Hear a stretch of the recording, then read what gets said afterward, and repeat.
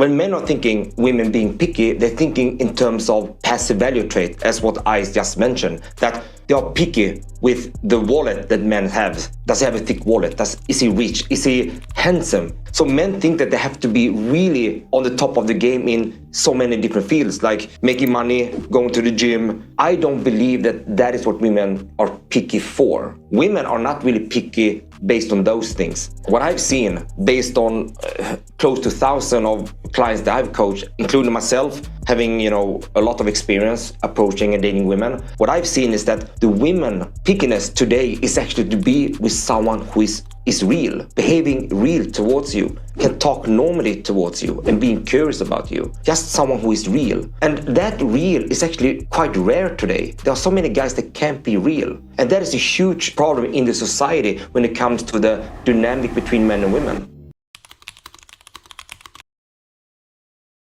I wouldn't consider myself as someone who is part of the manosphere category or the red pill. And that has to do with my scientific studies I've done in the area of relationship building. And within the relationship building, attraction is a big part of it. And when we look at the scientific data in that field, there is nothing I've seen in the manosphere community or in the red pill community that actually have real scientific backing. And now we're talking about things that have been studying. Ivy League school have been studying this one for since 1950s, interpersonal communication and relationship building. We have solid scientific data of how that works. And I have seen nothing like that in the manosphere, red pill community or the pickup artist community as well. So I cannot really take ideas that are not really scientifically proven and principles that are not proven either. So that's my response to that question.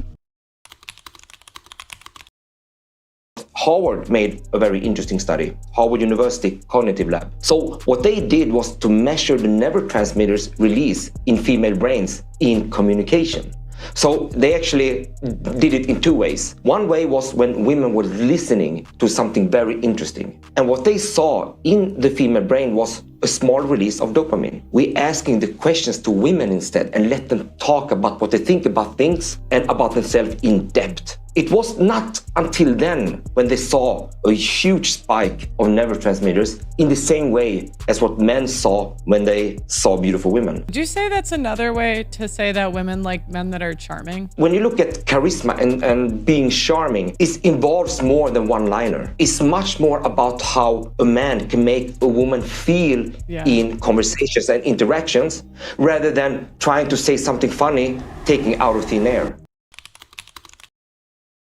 What do you guys think of the advice, just be yourself? Being yourself means that you're going up to a woman and you don't know what to talk about. That is being yourself in today's context. You just got to stay there, look at her, and just rambling on. Just because she's beautiful, you're also going to be nervous. So being yourself in that state is not very helpful. So being yourself is actually more about learning how to communicate in the way that you want to communicate. Not until then can you be yourself. If you really want to be good with women, you have to be much more yourself than you've ever been before. And you have to be authentic.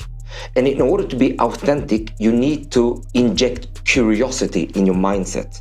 So instead of focusing about you, about what you are doing, how cool you are, and what you want in life, you have to shift it over and make it about her instead.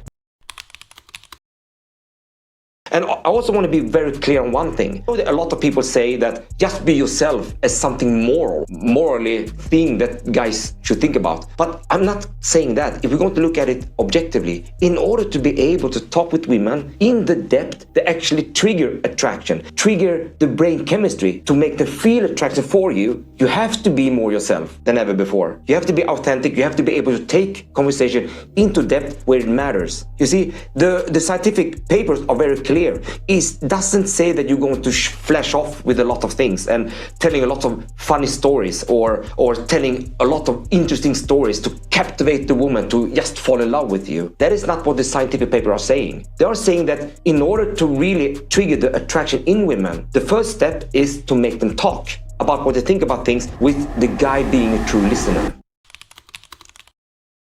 For a cold approach, what are the general topics you tell guys to use? For my approach is you open up with intent. It could go like, excuse me, I know this is spontaneous, but I saw you. I think you look really nice. I just had to come and say hi. I'm Michael. What is your name? And after that point, straight into a normal conversation. Rather than trying to come up with a lot of script-based routines or gambits. That is not what I believe in at all. I believe in going authentically into a normal conversation and then listen to what she says and then take what she say into depth. Not only finding out what she is doing and what she is liking, but the underlying reason why she's liking it, the underlying reason why she did what she did. And with the guy being a real listener, that is when we're coming into that depth that actually makes an impact. So that is what I do.